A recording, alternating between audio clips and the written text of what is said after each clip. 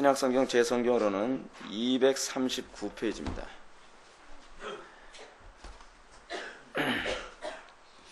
(1장) 13절부터 16절까지의 말씀 찾으셨으면 제가 봉독하겠습니다. 형제들아, 내가 여러 번 너희에게 가고자 한 것을 너희가 모르기를 원하지 아니하노니 이는 너희 중에서도 다른 이방인 중에서와 같이 열매를 맺게 하려 함이로되 지금까지 길이 막혔도다.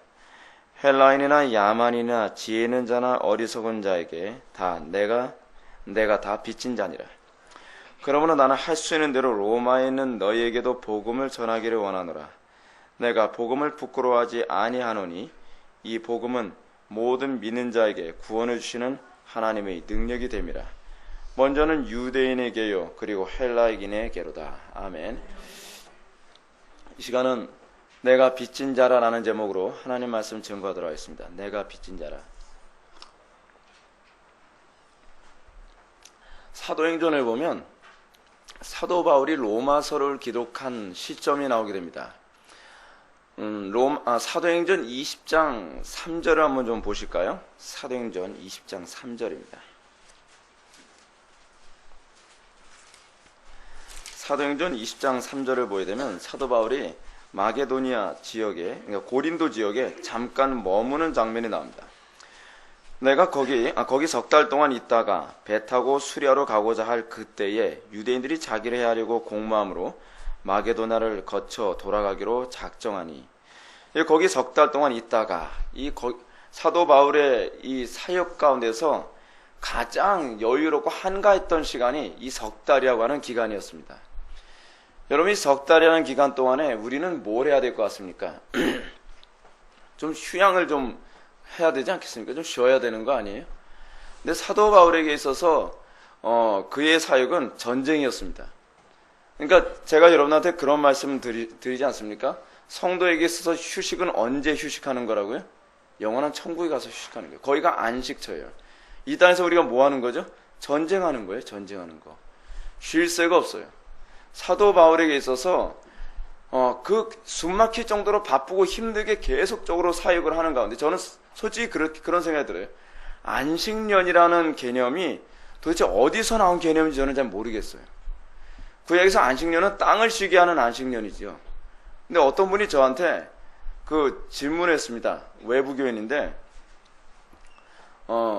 자기가 너무 그 직장생활하고 힘들고 어려운 가운데 있는데 저도 좀 많이 지쳤어요. 안식년을 가져야 될 것 같습니다. 선교사님들이나 목사님들은 안식년을 갖느라고 뭐 7년마다 한 1년 정도는 텀으로 쉼을 갖는다고 하는데 저에게도 그게 필요한 것 같습니다.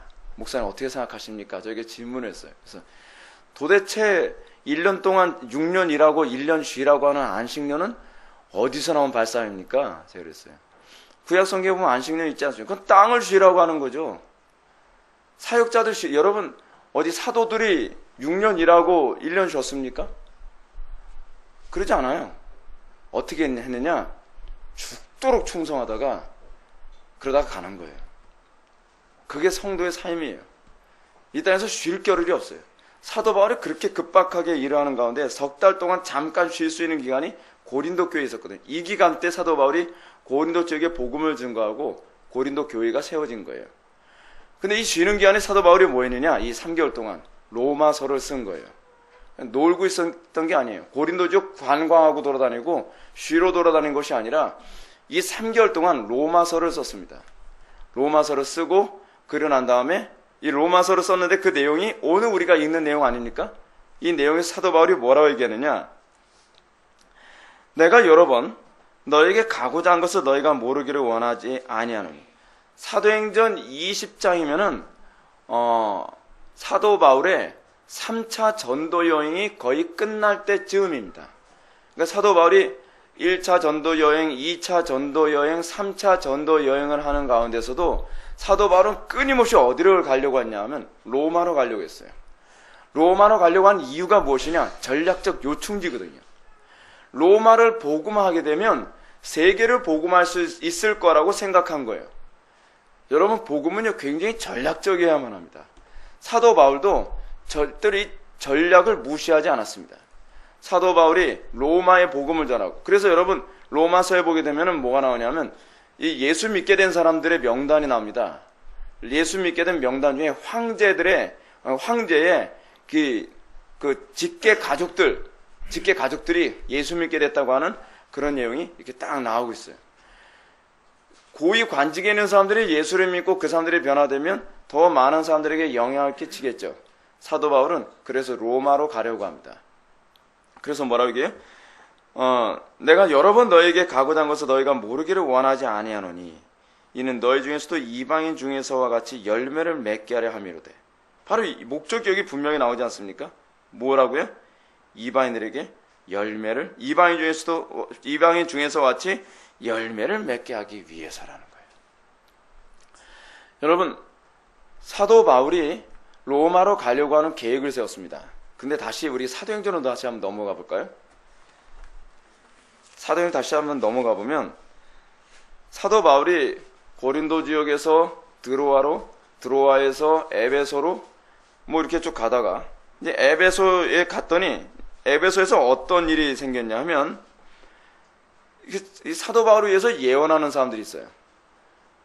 여러분 참 이 사도 바울에게 이제 예언하는 또 장면이 이제 나오게 되는데, 사도 바울이 이제 로마로 가게 되면 어떻게 될 것인지를 예언하는 그 사람들 중에서 여러분 그 여선지자가 있다 그러지 않습니까? 여선지자가 참 이게 복 받은 게 뭐냐면 빌립의 딸들이에요. 빌립의 딸이 4명이었는데 빌립의 딸 4명이 다 여선지자였다는 거예요. 그러니까 그 집은 얼마나 복 받았는지 빌립만 성령 충만한 것이 아니라 딸들도 성령 충만해가지고서 예언했었어요. 근데 이제 그 이전에 사도 바울이 에베소 왔더니 에베소에 있는 어떤 분이 또 예언을 하기를 사도 바울이 로마로 가게 되면 죽게 될지도 모른다. 엄청난 환난과 핍박이 기다리고 있다. 그렇게 예언합니다. 22절 보시겠습니다. 보라, 이제 나는 성령에 매여, 20장 22절입니다. 보라, 이제 나는 성령에 매여 예루살렘으로 가는데 거기서 무슨 일을 당하는지 알지 못하노라. 오직 성령이 각 성에서 내게 증언하여 결박과 환난이 나를 기다린다 하나. 내가 달려갈 길과 주 예수께 받은 사명 곧 하나님의 은혜의 복음을 증거하는 일을 마치려 하면은 나의 생명을 조금 더 귀한 것으로 여기지 아니하노라. 이 예언을 사도 바울이 로마서를 기록한 때 즈음에 예언을 받은 것인지, 그렇지 않으면 로마서를 기록하고 난 이후에 이 예언을 듣게 된 것인지는 분명하지가 않습니다. 제가 아무리 사도행전을 뒤져봐도 이 어느 시점부터 이 얘기가 나오는지는 잘 분명하지 않아요. 근데 분명한 사실은 무엇이냐면 사도 바울은 로마로 가야 된다고 하는 자기 소명, 하나님께서 나에게 주신 이 사명이 무엇이냐를 알고 나니까 자기 앞에 있는 위험과 어려움과 난관 때문에 계획을 수정한다는 얘기는 없어요. 사도 바울에게 날이 갈수록 이 예언의 강도가 더 선명해져 갑니다. 가면 죽는다까지 나와요. 결박되어 죽는다까지 나온단 말이에요. 사도 바울이 계속적으로 그 예언을 들었어요. 근데 사도 바울은 뭐라고 얘기해요? 나의 달려갈 길과 주 예수께 받은 사명 곧 하나님의 은혜의 복음을 증거하는 일을 마치려 하면은 나의 생명조차 조금도 귀한 것으로 여기지 아니하노라. 여러분, 이게 소명을 받은 사람의 모습입니다. 이것이 사명을 받은 사람의 모습입니다. 다시 한번 우리 로마서로 넘어가 볼까요? 로마서에서 뭐라고 얘기합니까? 형제들아, 내가 여러 번 너에게 가고자 한 것을 너희가 모르기를 원치 아니하노니. 립서비스가 아니에요. 사도 바울이 로마로 가기 위해서 어느 정도로 애를 썼다는 거예요, 사실은. 사도행전을 보면 사도 바울이 로마로 가기 위해서 간다고 해서 누가 대접해 줍니까? 가면 그 관광 가이드가 기다리고 있어서 로마 콜로세움 엄청 멋있어요. 뭐 이거 구경시켜 주는 거예요? 아니에요. 가면은 인간 이하의 취급을 받게 될 것이고 얼마나 고통받게 될 것이며 나중에는 끔찍한 처형이 기다리고 있다는 것을 알매도 불구하고 사도 바울은 어찌하든지 로마에 가서 복음을 증거하기 위해 모든 에너지와 모든 노력과 모든 희생을 다 한 거예요. 할 수 있는 모든 노력을, 가능성을 다 찾아낸 거예요. 여러분, 오늘날 우리 기독교인들하고 모습이 너무 다르지 않습니까? 어느 시대든지요, 여러분, 정말 하나님께 붙잡힌 바 된 성도들은요, 장애가 있다고 해서 소명을 포기하는 법은 없습니다. 예정론을 믿는다고 했을 때 예정론이 뭐가 예정론인지 아십니까? 사명을 감당하다가 내가 죽으면 나의 사명은 여기까지인가 보구나. 그게 예정론입니다. 내가 어려움이 있고 좀 장애가 있고 위험이 있으니까 이건 하나님의 뜻이 아닌가 봐. 쉬운 쪽을 찾아 헤매는 게 그게 예정이 아닙니다. 신앙이란 무엇입니까? 신앙이란 하나님께서 나에게 주신 사명이 무엇이고 하나님께서 나에게 주신 소명이 무엇인지 알면 끝까지 가는 데까지 가는 겁니다. 제가 부교육자 생활하면서 하나님께서 저에게 주셨던 마음이 또한 이거였습니다. 제가 부교육자 생활하게 되면은 항상 제 마음속에 담고 있었던 게 하나 있어요. 뭐냐면 민수기를 보게 되면 민수기에 이런 장면이 나옵니다. 너희들이 가나안 땅에 들어가게 되면 가나안 땅에서 대적을 만나야 될 텐데 그 대적들하고 타협하지 마라. 너희들이 타협하게 되면 그 가나안 땅 족속들이 뭐예요? 옆구리에 가시가 될 것이다. 제가 부교육자 생활하게 되면 항상 하는 일이 무엇이냐면 타협이 아니라 끝장을 보는 거예요. 끝장을. 애들하고 마음이 안 맞으면 맞추는 것이 아니라, 그리고 또 다른 어떤 교회 집사님들이나 중직자들하고 마음이 안 맞으면 맞추는 것이 아니라, 또는 하다못해 담임 목사님이 굉장히 거의 교리에서 너무 많이 벗어난 분 같으면 그분하고 어찌하든 계속 조율을 해서 성경적으로 목회하려 애를 쓰다가 너 나가. 그러면 나의 사명은 여기까지인가 보구나. 그렇게 생각을 하는 거예요. 제가 만약에 그렇게 목회하지 않았으면 저는 아마 굉장히 많이 변질됐을 거라고 저는 생각을 합니다. 여러분 신앙생활에서 여러분들 신앙생활하는 방식이 뭔지 아십니까? 여러분들 직장이나 가정이나 캠퍼스에서 하나님 말씀대로 살아가는데 그 걸림돌이 있거나 장애가 있거나 어려움이 있으면 평화를 유지하기 위해서 좋은 관계를 맺기 위해서 적당히 조율을 하는 게 아닙니다. 나중에는 그 대상이 또는 그 문제가 여러분들 옆구리에 가시가 돼서 여러분들 자꾸 변질시켜야 될 것입니다. 그건 사사기로 가게 돼 있어요. 그러면서요. 각자 자기 속에는 옳은 대로 살아가는 거예요. 왜냐하면 사람들하고 적당히 전쟁하지 않고 다투지 않고 살아가려면 어떻게 되죠? 맞춰야 돼요. 방법이 없어요. 그러면 어떻게 되냐? 점점 내가 변해요. 나에게 열정이 식어지고 나에게 하나님에 대한 사랑이 식어지고 나의 진리에 대한 안목이 점점 어두워져 가요. 한국교회가 지금 왜 이 지경이 되는지 아십니까? 옆구리에 가시들을 수도 없이 길러낸 거예요. 정치가들이 정치계에 들어가서 하나님 말씀에 어떤 말씀대로 사역을 하는데 어려움이 있으면 그걸 어떻게 해야 됐어요? 싸워서 꺾어서 하나님의 통치를 구현해야 되는 거였거든요. 근데 그걸 안 하면 뭐였죠? 적당히 다투기, 그러다가 내가 국회의원직 안 될까봐 또는 내가 어려움에 몰릴까봐 적당히 타협을 하는 거예요. 타협을 한 결과는 무엇이냐? 타락하는 거예요. 신앙은요, 타협하면 옆구리에 가시가 돼요. 그것이요. 그리고 나중에는 여러분들을 죽이게 돼 있어요. 여러분들의 영혼을 만신창이로 만들어버려요. 여러분들 신앙생활하는데 하나님께 전진해 나가는데 어려운 문제 있습니까? 사도 바울은 그걸 비껴가거나 우회하는 법이 없어요. 사도 바울은 이것이 하나님의 뜻이다. 이것이 하나님께서 목표라는 바다. 근데 그 목표라는데 장애가 있다. 하나님의 뜻이 아닌가 봐. 내가 뜻을 잘못 알았나 봐. 그게 아니죠. 어떻게 해요? 그 뜻을 이루기 위해서 그 장애를 돌파하기 위해 모든 기도와 모든 노력과 모든 희생을 다 치르는 거예요. 사도 바울이 어느 정도였습니까? 여러분 사도행전 쭉 읽다 보면 사도 바울은 로마로 가는데 어려움이 생기는 것이 목숨을 위협하는 수많은 문제들이 계속 와요. 그렇다고 해서 우회하지 않습니다. 그렇다고 해서 뒤로 미루지 않습니다. 그렇다고 해서 타협하지 않습니다. 어떻게 해요? 내가 사역하는 데까지 하다가 그리고 나서 어떻게 해요? 내가 죽으면 나의 사명은 여기까지인가 보구나 생각을 하는 거예요. 사도행전에 보면 이런 장면이 나옵니다. 사도 바울이 소위 예루살렘으로 가기 위해 그 죄수들을 태운 그 배를 타고 가는데 이 배가 항해를 하게 되면 엄청난 광풍이 오게 될 거라는 것을 사도 바울은 기도하는 가운데 응답을 받았어요. 선장에게 말했습니다. 선장에게 말했더니 선장이 들어요, 안 들어요? 당연히 안 듣죠. 네가 배를 노라도 저어봤어? 뭘 안다고 무슨 광풍이 부니까 가지 말라는 거야? 웃기는 소리 하지 마. 지금이 어떤 시즌인데 지금은 순풍이 부는 시즌이야? 이렇게 얘기하는 거예요. 배를 탔어요. 그랬더니 아니나 다를까 유라굴로라고 하는 엄청난 광풍이 밀려가지고서 배를 초토화시키는데 거의 사람들이 다 죽게 생겼어요. 근데 사도 바울이 거기서 그러죠. 내가 말 안 들었으면 너희들이 이 광풍에 목숨이 위태롭지 않았을 것이다. 그러나 하나님께서 여러분들의 목숨을 하나도 떨어뜨리지 않냐고 다 지켜줄 것이라고 한다. 그러면서 여러분 그 배가 나중엔 그 광풍 때문에 밀려서 어디까지 가는지 아십니까? 거기가 무슨 섬이라 했죠? 로도스인가요? 로도스라는 섬에 갔죠. 근데 그 섬이요 어디냐면 이탈리아 반도가 요렇게 있잖아요. 그 하이힐처럼 생긴데 이탈리아 반도 옆을 보면 시실리라고 하는 섬이 있습니다. 마피아 조직들 주로 많이 모여서 사는 시실리 섬에서도 좀 더 멀리 간 지역이에요. 그러니까 원래 가야 될 지역보다 훨씬 딴 데로 가버린 거예요. 근데 훨씬 딴 데로 가게 된 것조차 하나님의 주권이었어요.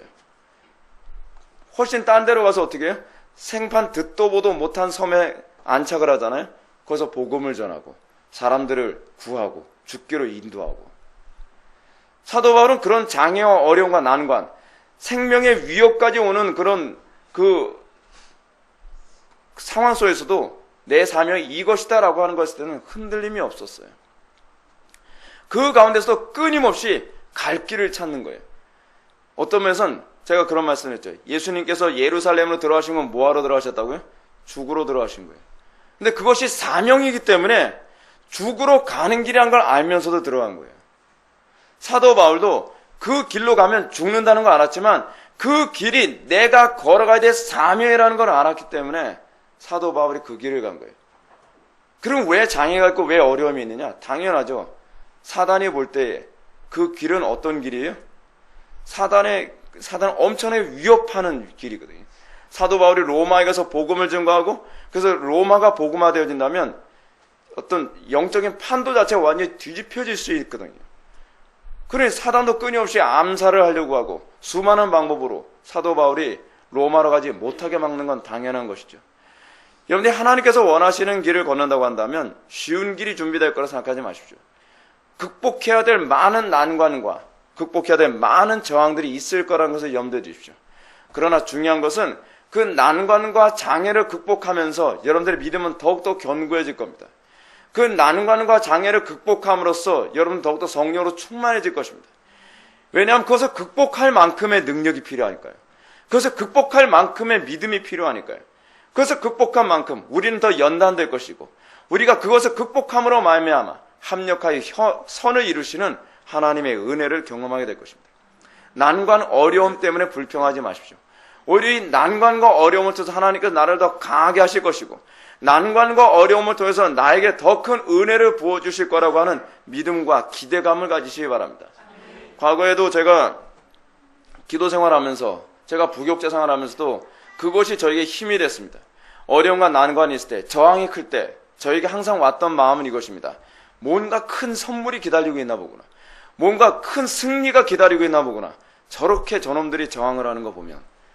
그래서 오히려 난관과 장애가 클 때마다 일종의 희열 같은 걸 느꼈습니다. 그래, 이것만 넘어서자. 이것만 넘었으면 엄청난 하나님의 은혜가 우리에게 부어질 것이다. 사도 바울은 지금 끊임없이 로마로 갈 계획을 합니다.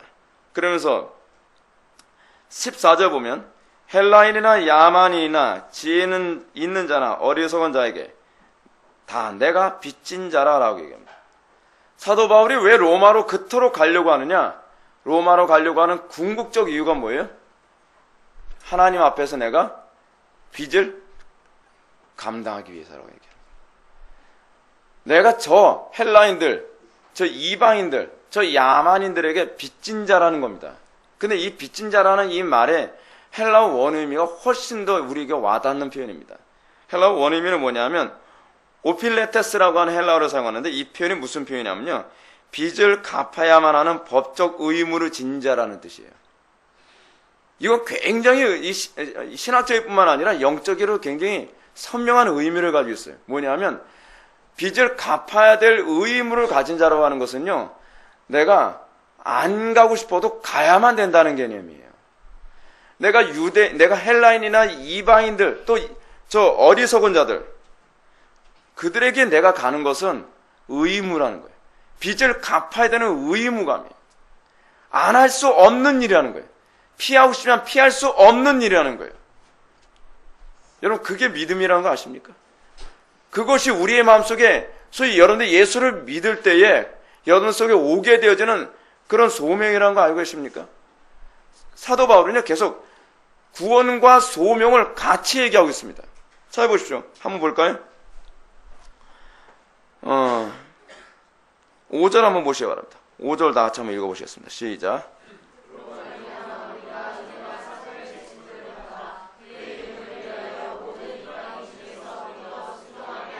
아멘.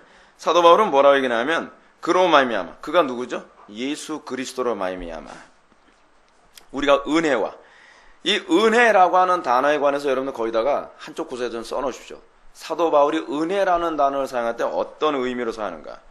사도 바울이 은혜라는 단어를 사용할 때는요, 항상 믿음을 통해서 얻은 구원이라는 의미예요. 이게 사도 바울이 은혜라는 단어를 사용할 때 쓰는 용법이에요. 믿음을 통해서 얻은 구원. 그러니까 우리는 항상 사도 바울의 서신서를 읽을 때마다 사도 바울이 은혜라고 했을 때 우리가 흔히 생각하는 그런 유형의 은혜가 아니에요. 은혜롭게 합시다, 은혜롭게 합시다, 그런 개념이 아니라 믿음을 통해서 얻은 구원이라는 얘기예요. 그러니까 은혜는 곧 뭐예요? 구원이란 단어예요. 구원. 그래서 내가 그리스도로 말미암아 구원을 받은 것과 믿음을 통해서 구원을 얻은 것과, 그래서 또 뭘 얘기해요? 같이 사도의 직분받은 소명을 얘기하는 거예요. 이건요, 구약과 신약에서 항상 같이 나오는 개념이에요. 우리에게 구원, 믿음으로 말미암아 구원을 얻으면 그 다음서부터 우리에게 하나의 눈이 떠지는 게 있어요. 뭐냐면, 내가 이것을 위하여 구원받았구나. 내가 영원한 천국 가려고 구원받았구나 라고 그렇게 얘기하는 건요, 이거는 가짜예요. 그렇게 구원받은 건. 그거는 진짜 구원받은 사람이 아니에요. 구원받은 사람은 그렇게 고백을 안 해요. 하도 가짜가 판치니까, 또 가짜 목사들이 그런 식으로 가르치니까 예수 믿고 천당, 예수 믿고 천당, 자꾸 그 얘기만 하는데, 구약과 신약에서 항상 통일성 있게 항상 나오는 개념이 뭐냐면, 내가 구원을 받았으면 그 다음에는 뭐에 눈이 떠지냐면 소명에 눈이 떠지는 거예요. 내가 이것을 위해서 구원받았구나. 내가 이방인들을 위해서 구원을 받았구나. 베드로는 뭐예요? 내가 유대인들을 위하여 구원을 받았구나. 그거예요. 소위 콜링, 이 효력 있는 부르심이라고 얘기하지 않습니까? 이 효력 있는 부르심이라는 것이 단순히 하나님께서 나를 구원으로 부르셨다라는 것만이 아니라 소명으로 부르셨다는 말이 같이 가는 개념이에요. 이것이요. 사도 바울은 지금 여기서 계속 그런 식으로 얘기하고 있어요. 이 얘기가 계속 반복적으로 나와요. 7절도 한번 볼까요? 로마에서 하나님의 사랑하심을 받고 성도로 부르심을 받은 모든 자에게 하나님 우리 아버지와 주 예수 그리스도로부터 은혜는 뭐라고요? 믿음을 통해서 얻은 구원과 평강, 하나님과의 관계 회복이 있기를 원하노라. 사도 바울은, 그러니까 여러분, 이게 사실은 이 표현이 표면적으로 봤을 때는 그 당시에 헬라인들이 사용하는 편지를 쓰는 인사법이에요, 이거요. 근데 인사법인데, 이 인사법 안에다 사도 바울은 자기 신학적 개념과 유대인들의 흔히 사용하는 언어적 개념에다 집어넣어서 사용하고 있어요. 구원받은 하나님의 백성들은 어떻다고요? 그 은혜와 평강이, 그리고 그 은혜로 말미암은 이 소명감이 너희들이 항상 같이 가기를 원하노라 라고 얘기하고 있단 말이에요. 우리가 구원을 받았다고 한다면 우리는 어떤 식으로 구원을 받았다고 얘기합니까? 제가 여러분한테 말씀드렸죠. 우리는 어떻게 구원을 받아요? 우리는 삼직자로 구원을 받은 거예요. 적어도 우리가 구원받은 이후에 구체적인 어떤 소명은 안 보인다 할지라도 우리에게 보여야 될 하나의 소명이 있는데, 그것이 뭐냐면 나는 삼직자로 부름을 받았구나 라고 하는 소명은 분명히 해야 돼요.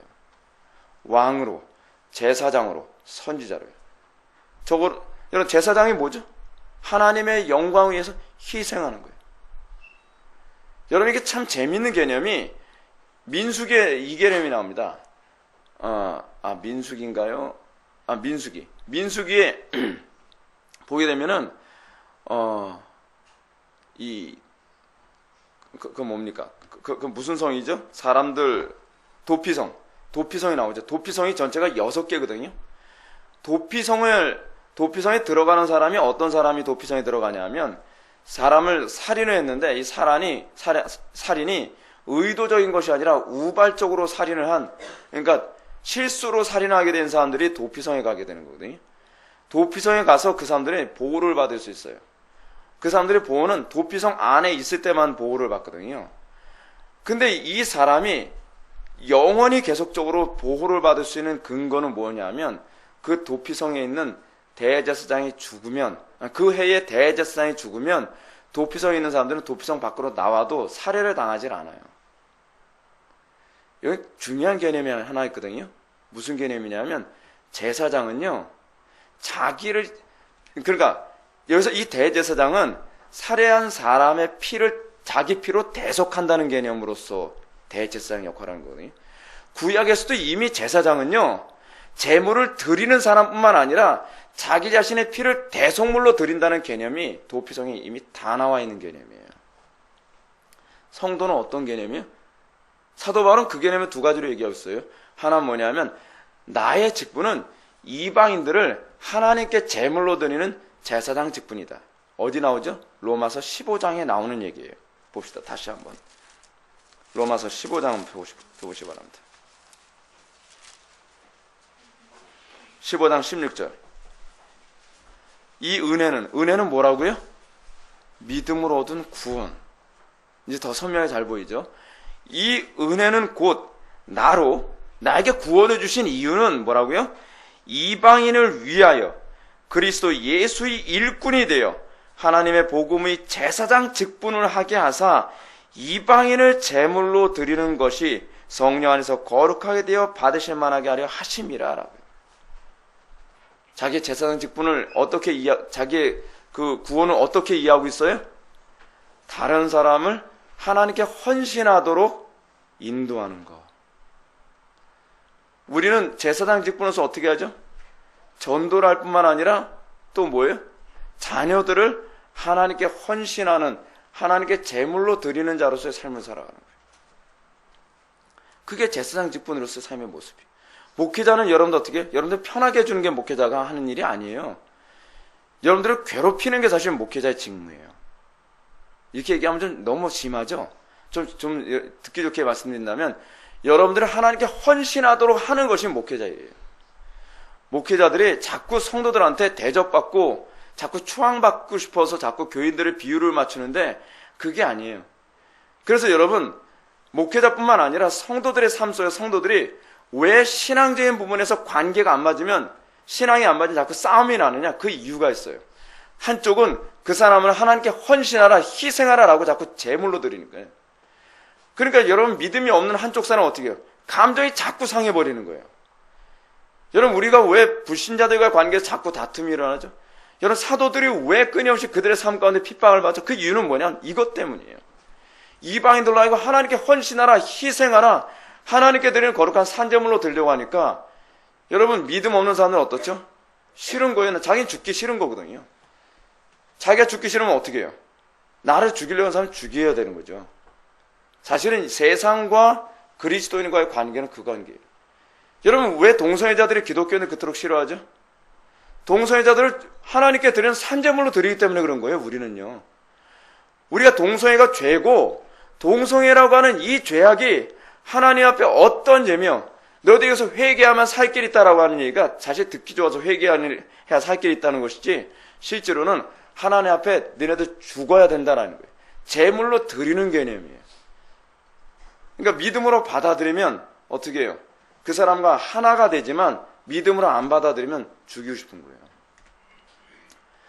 제가 요즘에 그런 생각이 듭니다. 야, 이제 정말 목회도 이제 목숨 걸어야 되겠구나라는 생각을 다시 한번 더 하게 되는데, 최근에 여러분 신형으로 아주 좋은 총이 나온 거 알고 있습니까? 미국에서요.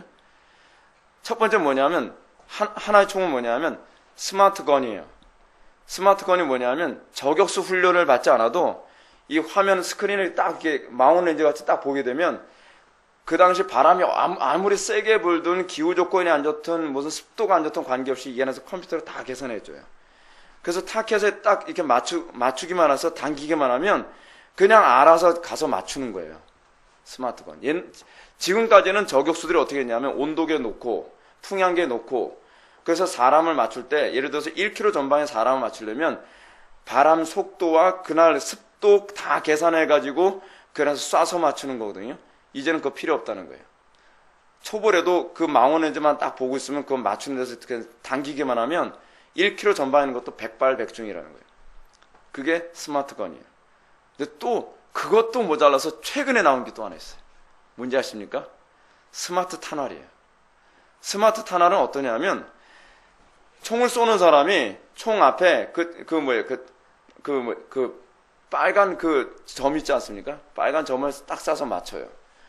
그래서 총을 당기기만 하면 총알이 딴 데로 가더라도 그냥 얘가 알아서 거기 찾아가요. 그 점이 찍혀 있는 곳이면 이렇게 해서 가서 그냥 맞추는 거예요. 나가면서 순간적으로 조그만 날개가 딱 나온대요. 그래서 그건요, 쏘면 백발백중이래요. 그래서 실제로 실험한 장면을 봤는데 총알이 이렇게 갔다가 이렇게 해서 같이 맞추더라고요. 벽 뒤에 있으면 열 추적을 해가지고 사람 모양이 나오지 않습니까? 그런 걸 강철탄을 해서 벽 뚫고서도 맞출 수 있는 거예요. 이제는 아마추어도 백발백중이에요. 여러분, 목회하다가 이거 설교하면서 어떻게 될지 이제 모르는 일이에요. 진짜 목숨 걸고 싸워야 되는 시대에 우리가 살고 있는 거예요. 얼마나 우리 무시무시한, 거기다가 여러분, 좋은 스마트 건에다가 이 스마트 탄화를 장착해서 놓으면 진짜 이건 피해갈 수가 없는 거예요, 진짜. 이 땅에서 성도들의 삶이라는 것이 뭐냐면 그 싸움이에요, 그 싸움. 하나님께 헌신하지 않겠다고, 하나님께 희생하지 않겠다고 하는 사람들에게 희생하라, 헌신하라. 그래서 예수님이 오신 목적이 뭐라 그랬죠? 내가 너희들 화평을 주러 온 줄로 생각하지 말라. 뭐 하라고요? 분쟁케 하려 하면, 분쟁케 하라고요. 죽지 않겠다는 놈과 죽여야겠다는 놈의 싸움이에요. 이게 바로 아브라함과 이삭과의 관계예요. 아브라함이 뭐 하는 거였죠? 자기 아들 이삭을 하나님께 제물로 드리는 관계. 근데 만약에 이삭이 나 제물로 죽기 싫다라고 해야 되면 어떻게 되는 거죠? 아브라함하고 대판 싸움이 나는 거죠. 이 땅에서 성도가 살아가는 방식이에요. 첫 번째로 우리는 어떻게 하라고요? 이방인들을 또는 우리가 아는 사랑하는 사람들을 하나님께 헌신해라, 하나님께 희생하라라고 제물로 드리도록 우리가 부름받았다는 것을 알게 되는 거예요. 그게 구원받음에 나타난 첫 번째 소명이에요. 두 번째가 뭔가? 로마서 12장 1절에 나오죠. 그러므로 형제들아, 내가 하나님의 모든 자비하심으로 너희를 권하노니 너희 몸을 하나님이 기뻐하시는 거룩한 산제물로 드리라. 이는 너희가 드릴 영적 예배니라. 제사장으로서 살아가는, 만인 제사장인 우리가 삼직자 중에 제사장으로 살아가는 우리는 어떻게 해요? 우리 자신 하나님께 제물로 바치면서 살아가는 삶이에요. 그거 우리는 다른 말로 뭐라고 얘기하냐? 헌신이라고 해요. 헌신. 여러분들이 정상적인 그리스도인이면 나 하나 헌신하는 것으로 그치지 아니하고 여러분들의 자녀들을 하나님께 헌신하는 사람으로 만들 것입니다. 여러분들이 정상적인 그리스도인이라면 나 하나 헌신하는 것으로 그치지 않고 나의 배우자로 하여금 하나님께 헌신하는 사람으로 만들게 될 것입니다. 여러분들이 정상적인 그리스도인이라고 한다면 여러분들 하나만 헌신하는 것이 아니라 여러분들의 친구들도 하나님께 헌신하도록 만드는 사람들이 될 것입니다. 이것 때문에 분쟁이 일어나고 이것 때문에 다툼이 일어나고 이것 때문에 갈등이 일어납니다. 근데 온 가족이 다 예배자라고 한다. 예배자라는 게 무슨 얘기예요? 하나님께 우리 자신을 헌물로, 제물로 드릴 수 있는 사람들의 모임이죠. 온 가족이 이렇게 하면 어떻게 해요? 한 마음이 되어서 하나님께 헌신하는 충성된 가정이 되는 것이죠. 거기 기쁨이 충만해지는 거예요. 여러분, 우리는 가정에서 해야 될 일이 그 싸움입니다. 그 싸움이 빨리 이루어질 수 있도록 우리는 끝까지 싸워야 되는 거예요. 이 싸움을 포기하게 되면 옆구리에 가시가 될 것입니다. 한국교회가 좀 심각한 문제가 뭔지 아십니까? 자녀들에게 하나님께 헌신하는 산 제물로 드릴 생각은 하지 않고 좋은 대학 가야 돼, 성공해야 돼, 출세, 돈 많이 벌어야 돼. 그랬더니 그 자식들이 어떻게 됐어요? 옆구리에 가시가 돼버리죠. 이게 지금 우리가 살고 있는 이 시대의 모습이에요. 하나님께 거룩한 산제물로 드리라고 자식을 주셨는데 그 자녀들을 어떻게 해요? 우상에게 드리는 제물이 되게 해버렸어요. 그래 하나님이 분노하지 않겠습니까? 진노하지 않겠어요? 왜 그러냐? 아이들하고 갈등하기 싫어서요.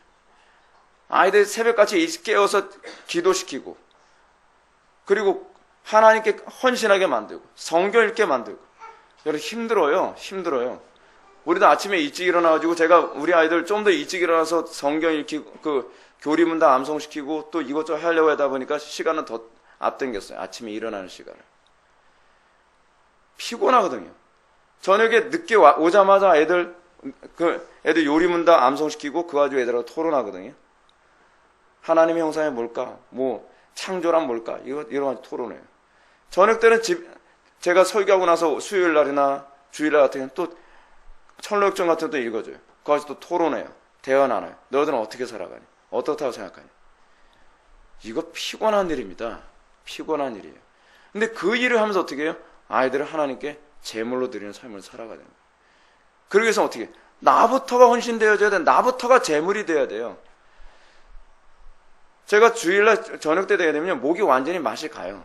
목이 쓰리거든요. 피곤해 죽을 지경에 입 대기도 싫어요. 여러분 그거 아십니까? 개그맨들은요 집에 와서 말을 안 한대요. 직업이 말을 하는 거다 보니까 말하는 게 너무 힘들어가지고 집에 들어가면 박미선 같은 사람들 누구예요? 이성미 같은 사람들 얘기 들어보면 집에 와서 거의 말을 안 한대요. 근데 제가 그 심정을 이해하겠어요. 집에 들어가면 그냥 퍼지고 싶어요. 근데 우리가 해야 되는 일이 뭐예요? 아이들은 하나님께 거룩한 산제물로 바치기 위해 나부터 희생을 해야 돼요. 나부터 헌신해야 돼요. 그게 우리가 부름받은 목적이에요. 우리가. 그렇게 살다가 우리의 삶에 다 되면 끝나는 거예요. 사도 바울은 그 모습을 보여주고 있어요. 내가 너희들에게 빚진 자다. 빚진 자다. 그래서 어떻게 이 빚 갚기 위해서 목숨 걸고 로마까지 가겠다는 거예요. 1차적으로 우리는 우리 자녀들에게 빚진 자라는 생각을 해야만 합니다. 내가 너희들에게 복음을 전하기 위해서 내가 먼저 구원을 받았다. 빚진 자다. 배우자 중에 한 명이 아직 예수님을 영접하지 않았습니까? 내가 당신을 위해서 내가 복음의 빚진 자일 수 있다. 또 여러분들의 직장, 내가 이 직장의 이 사람들을 위해서 내가 복음의 빚진 자일 수 있다. 그들을 위해서 희생을 하고 그들을 위해서 목숨을 걸어야 되는 거예요. 그들의 영혼을 위해서. 근데 전도가 뭐라고요? 예수 믿고 복 받아. 그게 전도가 아니에요. 하나님께 헌신하는 것, 하나님께 제물로 드리는 것. 한국 교회가 그게 전도라는 개념이 아예 없어요. 사도 바울은 매번 그 얘기를 해요. 전도할 때마다 보면 하나님께 헌신하도록 얘기해요. 왕을 만나서도 그 얘기를 해요. 아그리빠 왕 같은 사람 만나도. 그게 전도예요. 그게 전도. 15절. 그러므로 나는 할 수 있는 대로 로마에 있는 너희에게도 복음을 전하기를 원하노라. 뭐라고요? 나는 내가 빚을 갚아야 하는 법적 의무를 진 자이기 때문에 할 수만 있는 대로 로마에 있는 너희에게 복음을 전하기 원하노라. 빚을 떼먹겠다는 게 아니에요.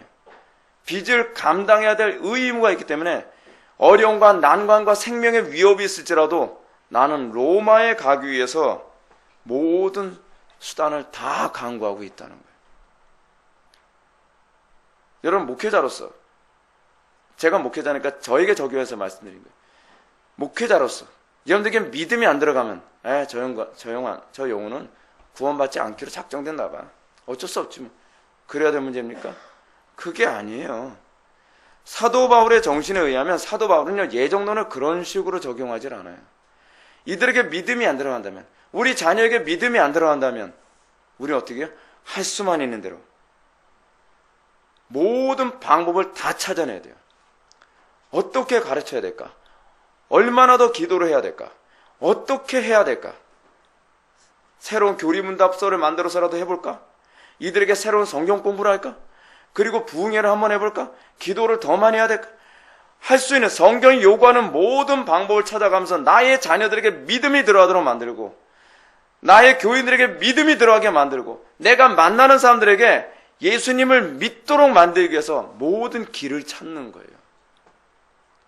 여러분, 그게 그리스도인이에요. 그게 그리스도인. 그러면서 사도 바울이 얘기합니다. 내가 왜 이렇게 하느냐? 16절에 이렇게 얘기합니다. 내가 복음을 부끄러워하지 아니하노니 이 복음은 모든 믿는 자에게 구원을 주시는 하나님의 능력이 됨이라. 여기서 구원이라는 단어가 어떻게 사용되나 봅시다. 로마서에서 구원이라는 용어는 바울이 주로 하나님의 진노와 심판으로부터 제외되는다는 의미에서 사용되었어요. 사도 바울이 뭐라고 얘기한다고요? 내가 너희들 때문에 구원받았어. 내가 너희들 때문에 하나님의 진노와 심판으로부터 내가 면제를 받게 된 거야. 고마워.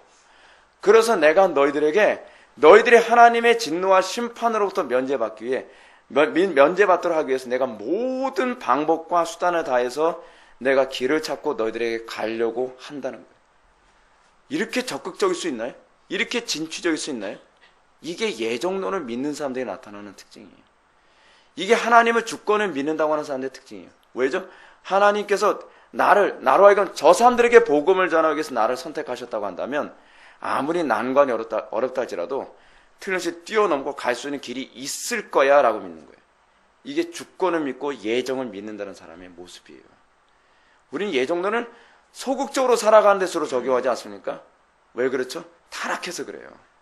하나님을 나쁘게 인식을 하는 거예요. 하나님의 속성 자체가 적극적이기 때문에 그런데 하나님이 우리로 하여금 이 사람 때문에 나를 믿게 만든다. 지금 내 새끼가 속을 새기고 저게 인간에게 틀린 모습같이 보여도 아니다. 이 아이의 구원을 위해서 나에게 구원을 주셨다고 한다면 얘가 구원받을 수 있는 길이 있을 것이다. 내가 더 많이 기도해야 될 것이다. 내가 어찌하든지 더 많이 가르치고 어떻게 할 수 있는 모든 은혜의 방편을 다 사용해야 되겠다. 은혜 받는 자리에 데려가고 그리고 같이 기도하는 자리에 오게 만들고 그렇게 하는 거예요. 그래서 성경을 읽히고 그래서 이 아이가 또는 교인 중에 한 명 한 명이 예수님을 믿도록 최선을 다하는 거예요. 왜요? 나는 복음을 부끄러워하지 않기 때문에 복음을 너무나 소중히 여기기 때문에 이 복음이 나로 하여금 하나님의 진노와 심판으로부터 나를 제외되도록 만들었기 때문에 그 사도 바울은 이 구원과 관련해서 이렇게 얘기합니다. 구원은 믿어 순종함이고 하나님의 영광에 참여함이며 하나님과 올바른 관계에 들어감으로 나타난다고 믿었어요. 구원이 어떻게 나타난다고요? 여러분 이거는 반드시 기억하십시오. 구원은 어떻게 나타나느냐? 첫 번째, 믿어 순종함이에요. 내가 믿는다고 얘기하는데 순종함이 없다. 아직 구원이 여러분들에게 임했다라고 쉽게 단정질 수 있는 문제가 아니에요. 구원이 임하는 방식은 첫 번째, 믿어 순종함으로 나타나요. 두 번째, 구원은 하나님의 영광에 참여함이에요. 성화예요, 성화. 우리에게 성화가 나타납니까? 옛날에 있었는데 지금이 없다? 그건 일시일 수 있어요. 성화는 지속적이에요. 나에게 예전과 점점 다른 하나님에 대한 이해와 하나님에 대한 성품이 나에게 계속적으로 나오느냐. 사도 바울은 구원이 나타내는 이 두 번째 개념이 바로 이거예요. 하나님의 영광에 참여함이라고 본 거예요. 세 번째로 뭐로 나타나냐? 구원은 하나님과 올바른 관계에 들어감이에요. 하나님과 올바른 관계에 들어감이란 무엇을 의미하죠? 하나님의 말씀에 대한 저항감이 없는 거예요. 하나님의 말씀 앞에 항상 부드러운 마음으로 항상 그 말씀 앞에 굴복되어진 거예요. 내 이성의 충돌이 일어난다 할지라도 내 감정의 충돌이 일어난다 할지라도 나는 그 말씀 앞에 그 말씀의 정당함을 인정하고 굴복되어야 되는 거예요. 안 사라지면 사라지게 하기 위해서 끊임없이 몸부림치며 싸워가는 존재가 되는 거예요. 그것이 구원받았다라고 하는 사도 바울의 정의예요. 그것이 바로 사도 바울 서신에서 나오는 정의란 말이에요. 그 사도 바울이 뭐라고 해요? 이 복음은 모든 믿는 자에게, 이 믿는 자라고 하는 이 얘기가 5절에서는 순종하는 자라고 하는 말로 사용되어져요. 문맥상에서요. 사도 바울은 이 서신서에서 순종하는 자라는 말과 믿는 자라는 말을 구분해서 사용하지 않아요. 믿는 자가 곧 뭐예요? 순종하는 자예요. 믿음이 곧 순종이에요. 순종하지 않으면 믿음이 없는 거예요. 이걸 잊지 마십시오. 행위로 구원받나? 믿음으로 구원받지? 이 행위와 믿음의 상관관계를 모르니까 자꾸 이런 말도 안 되는 구원파적인 표현을 자꾸 사용한단 말이에요. 사도 바울은 구원과 믿음과 순종을 동의어로 사용해요. 근데 그것이 믿는 자의 구원을 주시는 하나님의 능력이 유대인에게만 제한된 것이 아니라 헬라인에게로다. 이 모든 이방인에게, 우리 한국인들에게 다 허용되어진 것이다 라고 얘기하고 있다는 사실입니다. 사랑하는 성도 여러분, 우리는 과연 이 빚진 자라는 의식이 있습니까? 사도 바울이 얘기하는 빚진 자라는 의식의 이 신학적 깊이, 그 감정적 깊이를 우리는 어느 정도 우리는 느끼고 있나요? 사도 바울이 내가 너에게 빚진 자로다. 그래서 내가 정말로 로마에 가기를 얼마나 원했고 로마에 가기 위해서 얼마나 힘을 썼는지 모른다. 힘을 썼는지 모른다라고 하는 그 힘이 우리가 생각하는 그 정도의 힘이 아니에요. 목숨을 걸고 한계를 뛰어넘어가면서 안 되면 갈 수 있는 길을 만들어가는 거예요. 그게 사랑 아닙니까? 그게 믿음 아닙니까? 오늘날 우리는 하나님의 영광을 위하여 살아간다고 하면서 우리는 과연 어느 정도로 우리는 하나님 말씀에 복종을 하죠? 순종을 하죠? 안 된다고 우리는 쉽게 포기하지 않습니까? 여러 가지 이유를 갖다 붙여가면서 우리는 순종하지 않아야 될 이유를 찾지 않습니까? 우리는 사랑하지 않을 이유를 찾지 않습니까? 저 인간은 안 되라고 우리 쉽게 포기하지 않습니까? 아니라는 거예요. 아니라는 거예요. 우리가 진짜 빚진 자라고 하는, 다시 얘기한다면 우리가 빚을 갚아야 될 법적인 의무를 진 자라는 것에 대한 영적 감각이 있는 존재라고 한다면 우리는 그 빚을 갚기 위해서 우리의 자녀들과 우리가 아는 많은 사람들, 배우자, 그리고 같은 지체들과 관계 안에서 내가 저 사람을 위하여 구원받았다라고 하는 개념을 가지고 우리가 모든 것을 희생하며 그들을 어찌하든지 하나님께 드리는 거룩한 제물이 되게 하기 위하여 우리 자신을 제물로 먼저 드리는 저와 여러분들 되기를 주님의 이름으로 축원합니다.